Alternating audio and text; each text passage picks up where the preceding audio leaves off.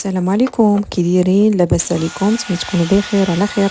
مرحبا بكم معايا في قناتي وفي فيديو اليوم غادي نشارك معكم كيفاش نظفت الطوموبيل ديالتي باسبيراتور اللي خاص بالطوموبيل.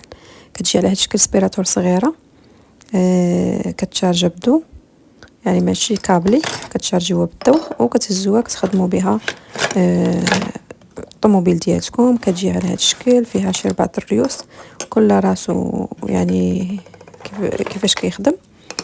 غتشوفوا النتيجه الاخرى كيفاش خرجت ليا الطوموبيل. صراحه كتاخذ الوقت، خاصكم مع شويه الخطر وتخدموا بها بشوي بشوي حتى تكملوا.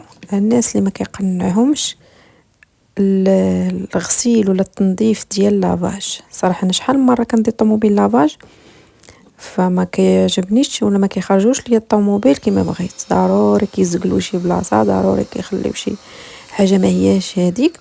فانا شحال مره كنضطر انني نغسل الطوموبيل وننظفها بوحدي في الدار.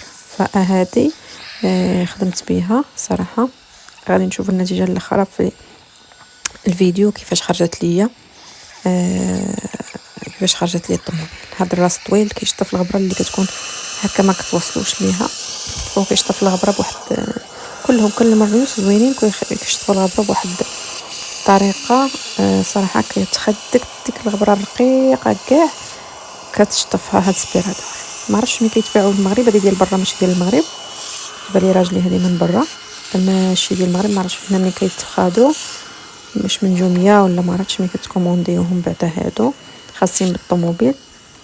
نتمنى ان يعجبكم الفيديو وتستافدوا.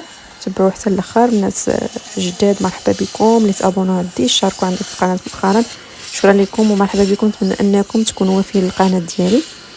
الناس الجداد الناس القدام اكيد شكرا لكم وعلى الوفاء ديالكم للقناه ديالي، ومرحبا بالجميع. تبعوا الفيديو حتى الاخر. نتمنى انكم تستافدوا وتاخذوا هاد السبيراتور اللي غادي تنفعكم، خصوصا الناس اللي ما كيديوش الطوموبيل بزاف لافاج. هذا هو ما كان. شكرا لكم وفرجة ممتعة.